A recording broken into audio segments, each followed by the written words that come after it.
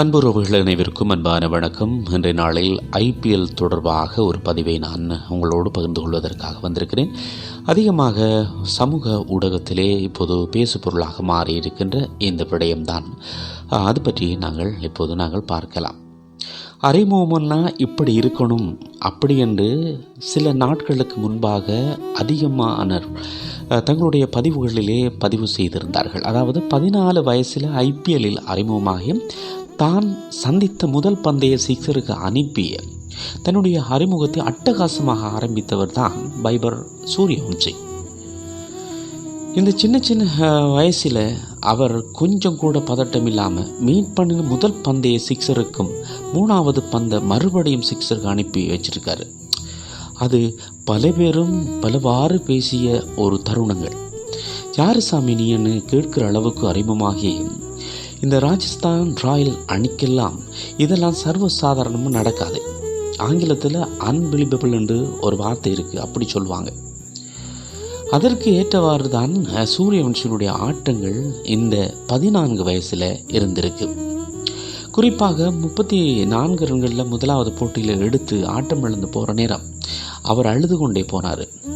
அவர் நினைத்து வந்த அந்த உத்வேகம் அவருக்கு 34 ரன்களை பெற்றுக் கொடுப்பதற்கான ஒரு வாய்ப்பை கொடுத்தாலும் இன்னுமே நாங்கள் ஆடி இருக்கலாமே என்ற ஒரு ஏக்கத்தோடு அவர் போன அந்த தருணங்களை உலகமே வியந்து பார்த்தது.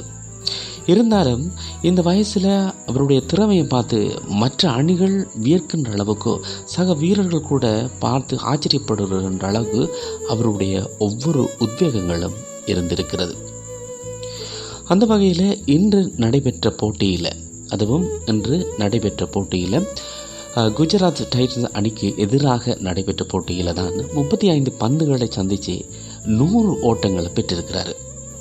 ஐபிஎல் வரலாற்றில் அதிக விரைவான சதத்தை முடித்த 2வது போட்டியாளராக வேறு இருந்தாலும் 14 வயதில் குறிப்பிட்ட சிறிய வயதில் 1வது சதத்தை படைத்து அவர் சாதனை படைத்திருப்பது உண்மையில் உலகம் வியக்கின்ற அளவுக்கு, இன்றைக்கு கிரிக்கெட் ரசிகர்கள் கொண்டாடுகின்ற அளவுக்கு அந்த போட்டி அவருடைய உத்வேகம் உண்மையில் பாராட்டத்தக்கதாக அமைந்திருக்கிறது.